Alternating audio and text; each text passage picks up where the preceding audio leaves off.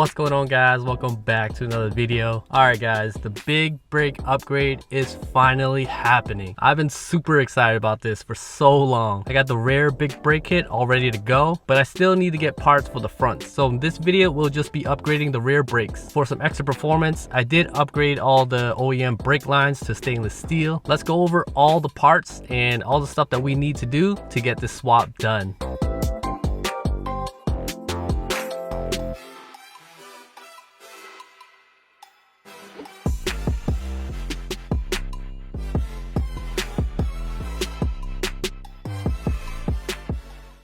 And this is all the stuff that we're using to get our big brake conversion going. This setup is basically from a 350Z, but I do want to give a quick shout out to K-Prime on Instagram. He did all the R&D for the swap. He got the brackets custom made. He did a great write-up with instructions, gave me a lot of info regarding the swap, so definitely big shout outs to him. We can check out his brackets real quick. It's already open and it comes just like this. I didn't really touch anything, just so I can show you guys. I did unwrap one just to make sure that it came without any damage, and this is his custom bracket. He already has it labeled, definitely high quality.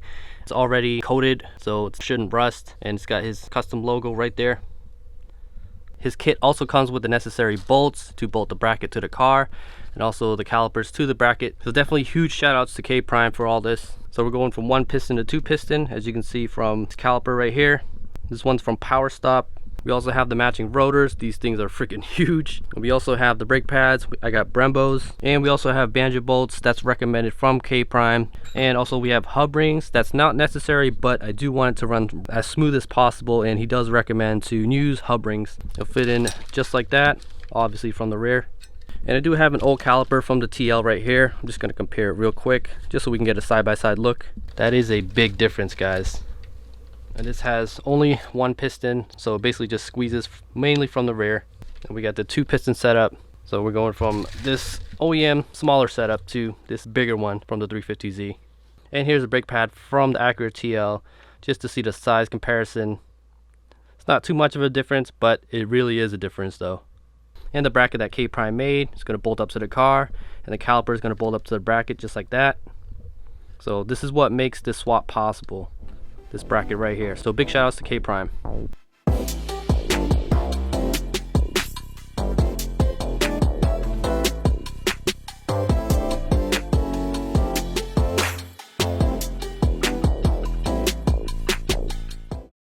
To be honest, guys, this really isn't much of an upgrade since the 3rd gen Acura TLs are front wheel drive. I don't recommend doing this if you're on a really super tight budget, but you can do this on a budget, if that makes sense. If you go to a junkyard and grab some used parts, it can be super cheap, but generally the pricing on remanufactured parts aren't too bad. If you do need more braking performance without doing too much work, just grab some performance brake pads, rotors, and .4 brake fluid to help with the heat. I'm mainly doing this honestly because of the swag factor, but hold on, I do see some pros of doing this. Number 1, it looks super dope. Number 2, easier brake jobs. It's so easy to do the front Brembos on a TL, guys. Number 3, I already have some issues in the rear brake setup. Calipers are dusty, dust shield is super rusty, and it does make noise while driving. Brake pads need replacing, so it's definitely a 2 birds 1 stone type of thing for me. Alright guys, real quick, let's talk about what needs to be done for the swap. So wheels got to come off, caliper got to come off, rotor got to come off. You guys hear that? That's so bad. Dust shield needs to come off. You don't have to do the brake line, but it is recommended. Then we're going to install the new stuff, throw the rotor on, caliper on, bleed the caliper, throw the wheel on, check for any issues, and I think that's it. So I'm super hyped to get this project going. Let's go. Here it is, just got the wheel off, car jacked up already, and I do have to show you guys, I did have an issue with the brake lines. As you can see, brand new stainless steel lines, the rears and the fronts, just as a prerequisite, I think. Brakes still felt a little squishy, but after installing the big brake kit, I'm gonna bleed all 4 sides anyways. Fully installed already. I already checked for any leaks on all 4 sides, and they're pretty much good to go. And as you guys see here, I do have 2 kits. I tried to install the one from Power Stop. I don't know what's wrong with it, but I ended up going with this one. This is from Goodrich. Pretty much the same price, and these are the OEM lines that I'm just keeping in there just in case I have any issues. All 4 sides have been replaced, and the issue that I was having was when I was threading this to the brake line itself. For some reason, it just always cross-threaded. I did it by hand, I did it very slowly, and all 4 sides pretty much cross-threaded. I don't know if I can recommend you guys using this one. I think any stainless steel brake line will work the same, but this is just one from Power Stop that I had issues with. And this is an RDX caliper cover. I've recommended this in my previous videos, and I've always recommended just to like make it look a little bit better, but this has to come off. Then the caliper comes off, rotor comes off, dust shield, the brake shield. This one's not that bad, but it still makes noise. It's like, oh, you hear that? Yeah, this is why it needs to come off.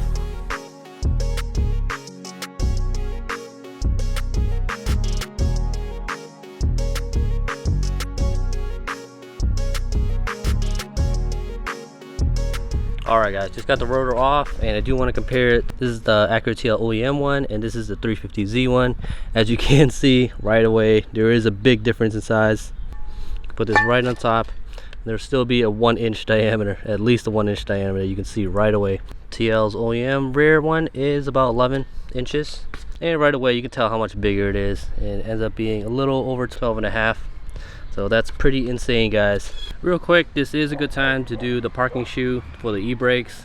I'm going to leave it as is because I did do it a couple years ago. I mean, it does look pretty worn down, but I'm not having any issues with anything. I can always come back and do it again. So I just want to show you guys real quick. I did throw on the 350Z caliper, and as you guys can see, it does rub with that dust shield. So this is why it needs to come off. And how to remove this shield, we got to cut it off. I see 2 ways of doing it. I see some tin snips.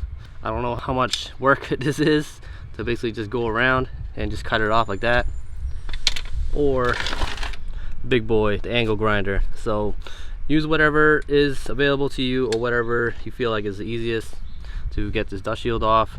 Basically just pull it off, but we do need to cut to make sure that the rotor seats on without any rubbing issues, so that the back hat right here doesn't rub against any of this metal. While cutting the dust shield, you got to be careful of this line right here. Definitely got to be careful of that. All right, so I'm gonna see what I can get away with using this, because it is rusted. It's already coming off. I just took a little quick dab at it. Yeah, it's pretty much coming off. If you're using something a little bit more powerful, make sure you guys have the proper safety. I would recommend gloves and eyewear.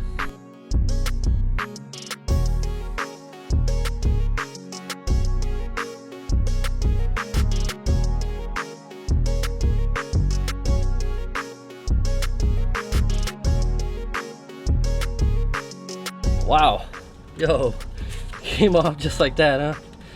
Yo, that was actually pretty easy.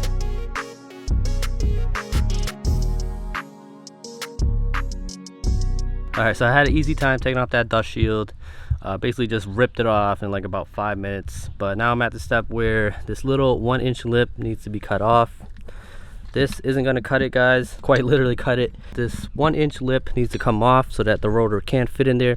Right now it fits, but you can't push it all the way in. Use whatever you guys have. If you guys have a Dremel with the metal cutting disc, you guys can do that too.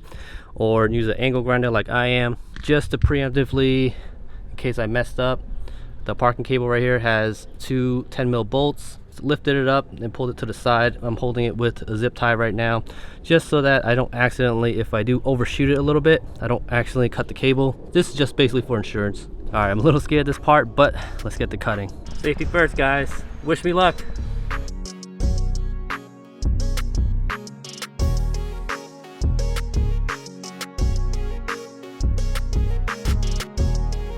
Here's the first pass. Wanted to make a quick outline. Dude, there's so many sparks. I forget how much sparks you create using an angle grinder. But yep, here's the first pass. I'm able to basically the pliers and just pull it off. So far so good. After we get a few cuts in, put the rotor on to test it out, see if there's any rubbing issues. It does have to clear this metal part. It's basically testing and grinding, testing and grinding. So let's get at it.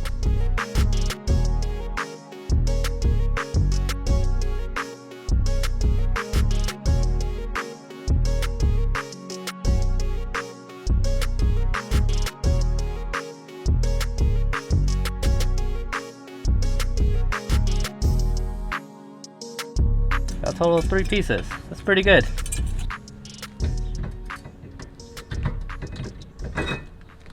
You can definitely see where I cut okay, and I need a little bit more. I finally did it, guys. This is what you want. If you want to put the wheel on with everything mounted besides the caliper, put the wheel on, spin it, and you don't hear anything.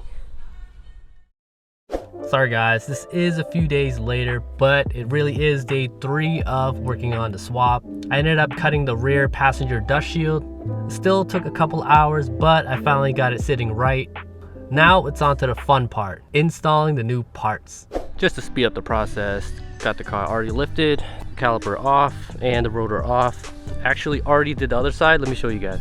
And bam, here it is, guys. It looks so good, guys. Check it out. And I did want to fully install everything on this side just in case I had any issues, and yep, I came across an issue, and I'll tell you guys about it in a little bit. But here it is. I haven't drove it yet. I only drove it like up and down the driveway right here just to test it out. It is making a small amount of noise, but it is up and running. I already installed everything, bled the brakes, everything is good to go. We do want to install it just like this with the bleeder up. Technically this caliper is on the right side of the 350Z, but because we're basically converting everything, it has to be facing up, otherwise you won't bleed it correctly. K-Prime does supply the bolts, and this is an M12 bolt. This is labeled already on the left side, and I'll show you guys the issue that occurred, which is right there. If you can see it, there's a bare metal piece right here that I had to grind down for this bracket to slip on perfectly. And I don't think this is K-Prime's fault, because this is technically an aftermarket caliper. In the original Brembos, there should be a Brembo marking right here. Caliper bolts onto the bracket, and the bracket bolts onto these 2 mounting holes right there, and it's going to slip on just like this with 2 bolts in the rear, and it should look something like this. And you guys do want to torque this down to spec, these 2 bolts, also when installing the bracket too, but I'm not going to do that yet. I'm going to make sure everything's up and running first. Right now I am throwing thread locker on these just so that it doesn't unbolt itself, so I wouldn't want this to fall apart when we're driving. So I'm going to throw a little bit thread locker on there, just like so, just a little bit.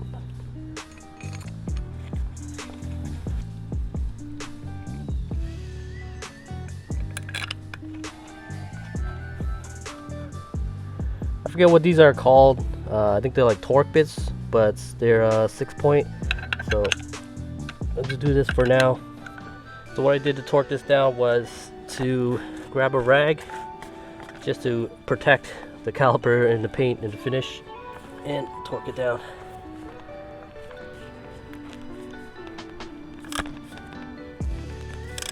Alright, good to go. So here's the old caliper, and we're ready to remove it. We just have to remove this bolt.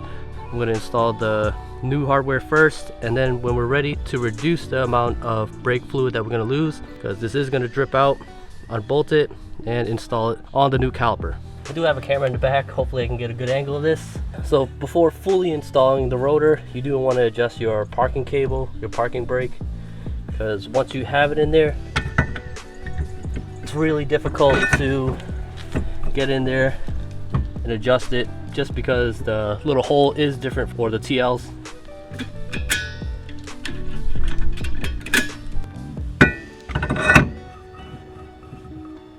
I already got the parking brake dialed in, so we can resume with the install.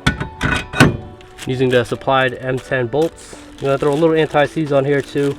So if there's any brake jobs that we need to do in the future, we're gonna have to remove these instead of these.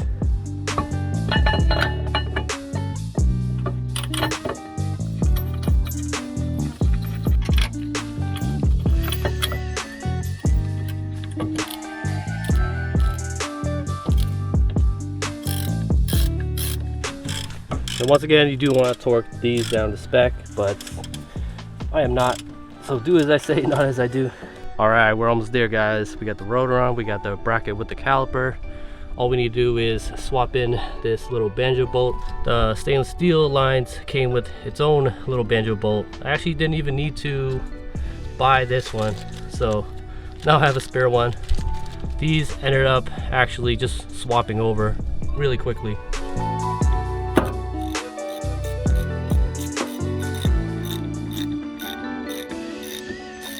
Brake fluid is really bad, guys, so it's really bad for paint, so definitely clean it up. We'll spray a little brake clean just to clean everything up. Definitely keeping my old setup just in case I want to, revert back to stock. So always keep your old stuff. All right, guys, I got that bolted down, no leaks or anything. Getting really close, guys. We do have to install brake pads and then bleed it, and we're actually really good. And of course, we got Brembo brake pads. I'd like to throw a little bit of grease in there just so we can reduce the noise. Let's get to it. With here on the back and a little bit on the sides.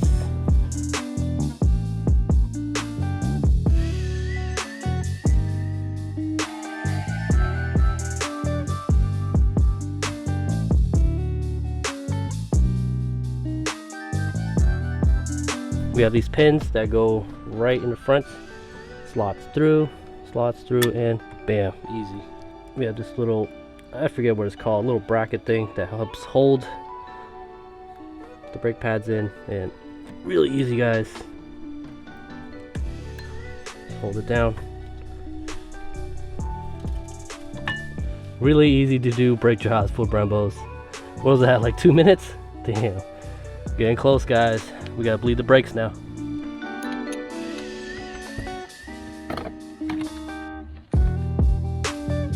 Basically letting it gravity bleed first. I don't know if you guys can see that. There's bubbles coming up. Yep, right there. For brake fluid, I am using this Valvoline .3/4 just so I can get it up and running. I may switch to .5 in the future. Maybe when we do the fronts, change to .5, but for now, this is cheap, readily available. That's why we're gonna stick with this for now.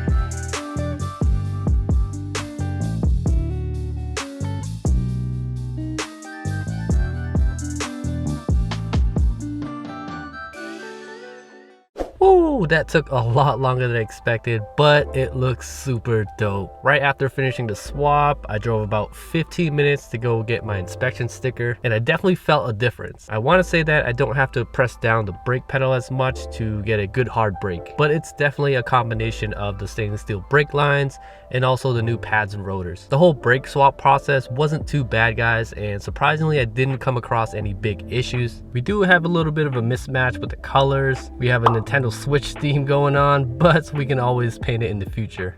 I also ended up fixing my squishy brake feel when I bled the brakes, so that's a plus. One thing I did opt out of doing was installing the hub rings, the ones that go on the back of the rotor. It is extra work if you want fitment to be 100%. You have to grind it down and make sure it sits flush. I didn't do it because I felt like it was unnecessary, but something more important is the hub rings that go on the wheels. It'll make for less vibration when driving. And I do want to talk about the custom bracket real quick. The bracket that K-Prime made allows 350Z parts to be swapped in.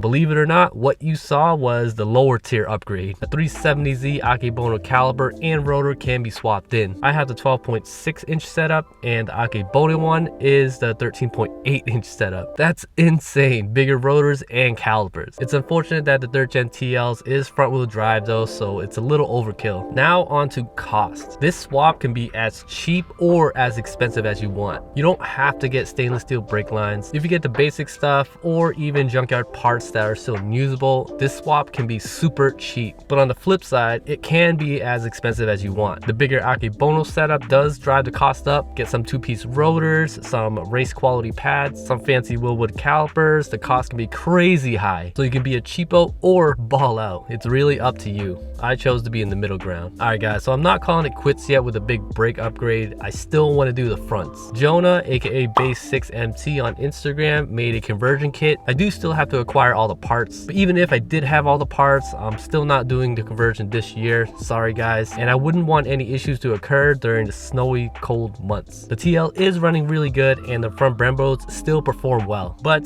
to throw some info at you guys, we're basically going to swap in bigger brakes from a Porsche Cayenne / Audi Q7 / VW Touareg. Basically going from 4-piston to 6. That's pretty insane, guys. Go check out Jonah's IG page. He already successfully did the conversion and he even track tested it. But once I do complete the conversion, I still need to figure out what wheels I want to run on the car. Type S waffles may not fit anymore, so that is something to take into consideration. Alright guys, so I did make this video long on purpose. I wanted to throw all the info out there in case you guys wanted to use this video as a reference or guide. But that wraps it up for this video. Hope you guys enjoyed it as always.